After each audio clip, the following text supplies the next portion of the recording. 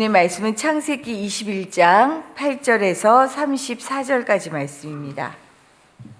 오늘 본문은 크게 두 단락으로 나눌 수 있어요.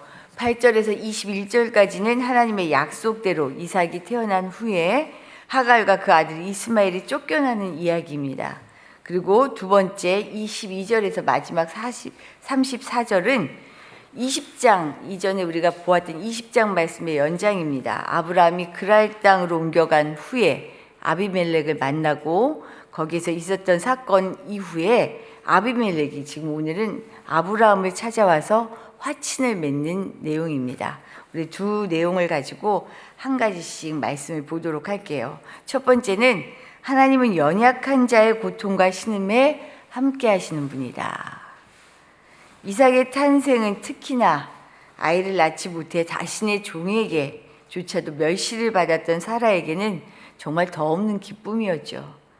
인생 역전의 시간입니다. 아기를 낳지 못했던 여인의 가장 큰 아픔을 아시고 모든 소망이 이제 다 사라지는 순간, 그때 사라에게 가장 큰 웃음을 되찾게 해주신 전적인 하나님의 은혜죠.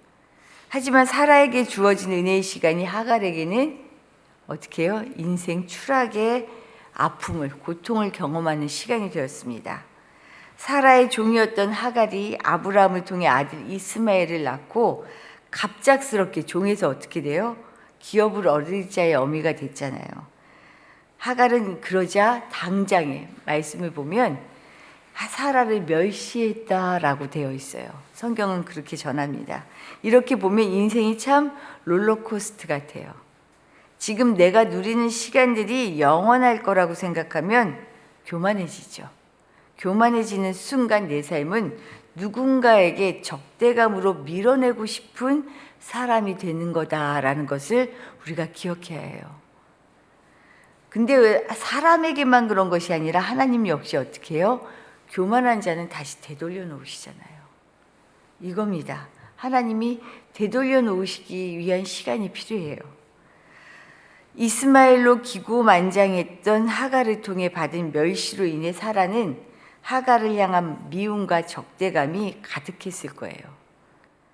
그런 마음이 가득하던 차에 이스마엘이 이삭을 놀리니 이때다 싶었던 것이요. 결국 떡과 물 한 가죽 부대를 받아들고 이스마엘과 하갈은 광야로 쫓겨나가는 신세가 되고 맙니다. 그러다가 광야에서 물이 떨어지니 어때요? 이제는 아무것도 할 수가 없어요. 하갈은 할 수 있는 일이 아무것도 없습니다. 16절 말씀을 보면요, 지쳐 쓰러져서 아들의 죽음을 지켜보며 대성통곡하죠. 아무것도, 우는 것 외에는 정말 아무것도 할 수 없는 상황입니다.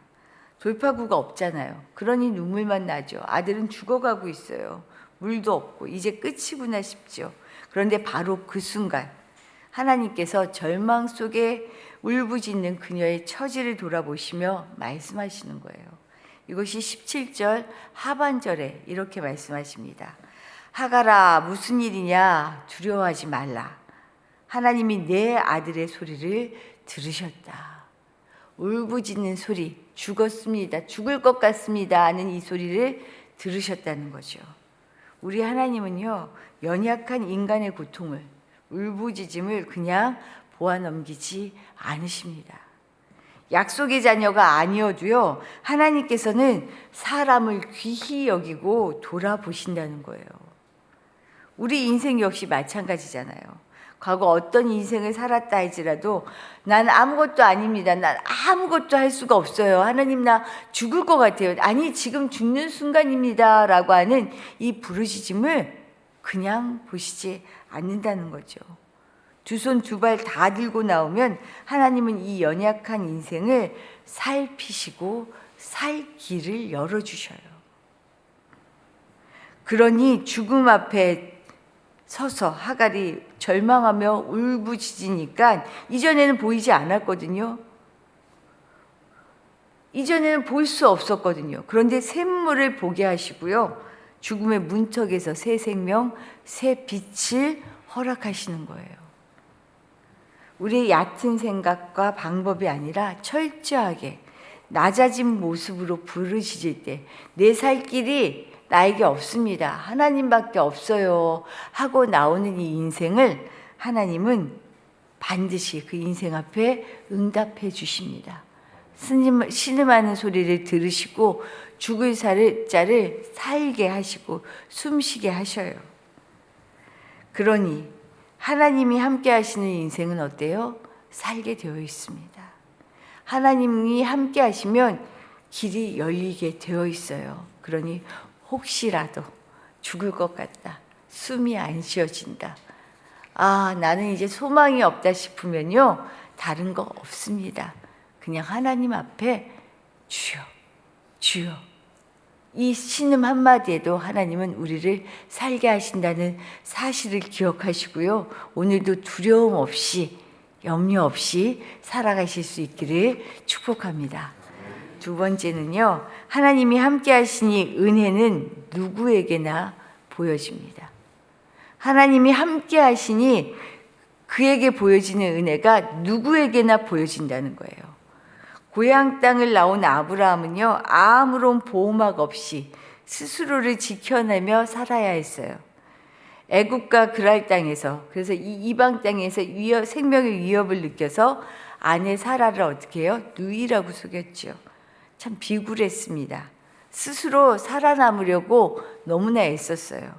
수치스러운 일이라는 것을 알면서도 이방 땅에서 살아남기 위한 나름대로의 생존 방식이었어요.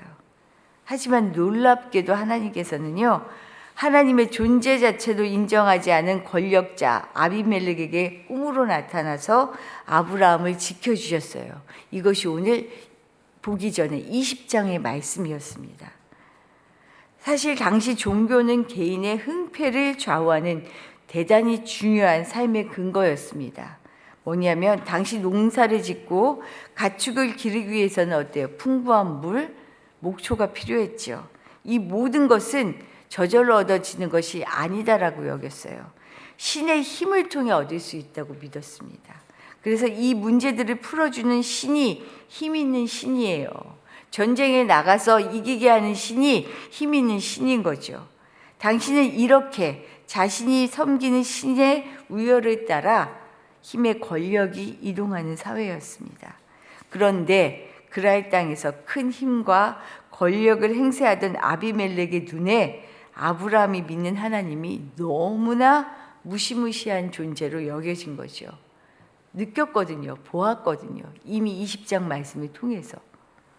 처음에는 자신의 힘 앞에 수치심도 뒤로하고 비굴하게 아내를 누이라 속이던 아브라함이었는데, 이제는 그가 믿는 하나님이 눈동자와 같이 아브라함과 늘 함께 하시는 것을 보니까 이 신 앞에서 자신이 굴복하지 않으면 죽겠다 싶었던 거예요.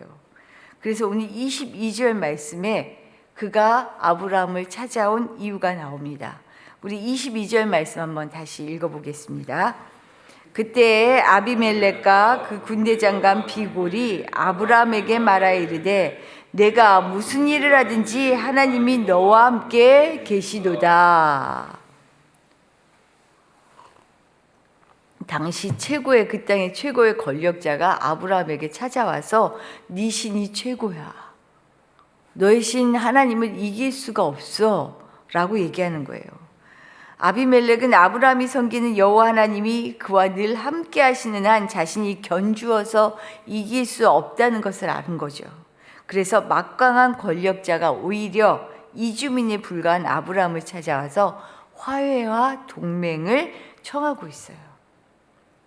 어느 누구 하나 하나님을 알지도 못하고 두려워하지 않았던 이 척박한 땅에서 하나님의 역사를 인정하고요, 하나님의 도우심을 의지하게 되는 새 역사가 지금 이루어지고 있어요. 이방 땅에서 하나님이 일하시니 어때요? 아비멜렉의 눈치를 보며 눈을 뜨고도 도둑을 맞았던 아브라함이요, 그의 종들에게 빼앗겼던 우물에 대해서 책망합니다. 당당하게 자신의 권리를 이야기하는 거죠. 여기에서 아브라함은 우물에 대한 자신의 소유권을 그래서 확보하게 되고요, 그 언약의 징표로 맹세의 우물이라는 부엘세바에 에셀나무를 심고 영원한 신 하나님을 부르며 예배하게 됩니다. 정말 순식간에 상황이 바뀌게 되는 거예요. 그가 한 일은 없었어요. 하나님이 보여주시는 은혜 때문에 저절로 막강한 힘을 가지고 그 앞에 주눅 들었던 아브라함이요, 이제 당당하게 자신의 삶의 지경을 넓혀갈 수 있게 되었고요. 하나님이 함께 하시는 그 놀라운 은혜 때문에 저절로 아비멜렉이 와서 먼저 화친을 청하게 되는 것이요. 이게 인생이에요. 이게 하나님 믿는 사람의 인생입니다. 그래서 어떻게 해요? 하나님의 존재를 알지 못하던 척박한 땅에 영원하신 하나님의 약속을 하나님으로 믿고 예배의 삶이 시작되잖아요. 이것이 그리스도인의 삶이라는 거예요.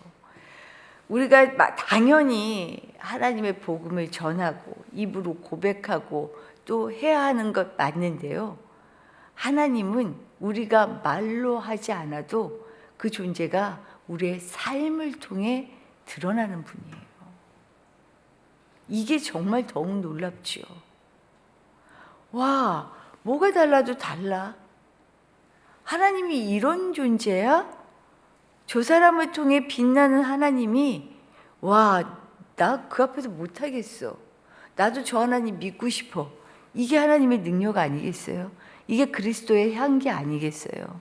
오늘 아브라함을 통해 드러나는데 어떻게 해요? 하나님이 늘 그와 함께 하시니 드러나는 거예요.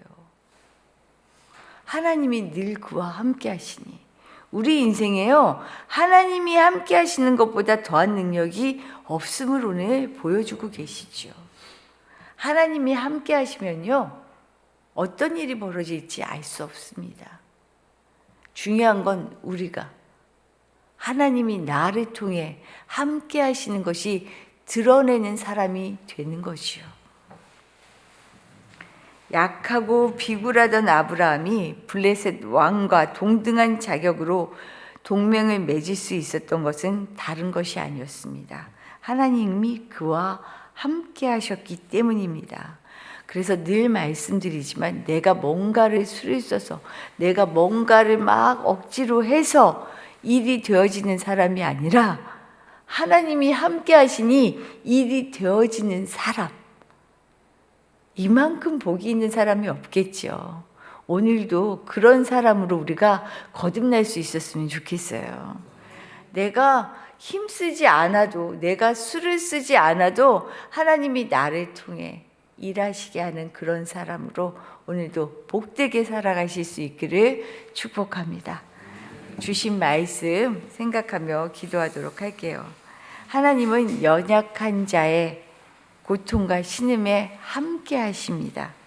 그리고 하나님이 우리와 함께 하시면 우리를 통하여 하나님은 정말로 당신의 빛을 드러내 보이셔요.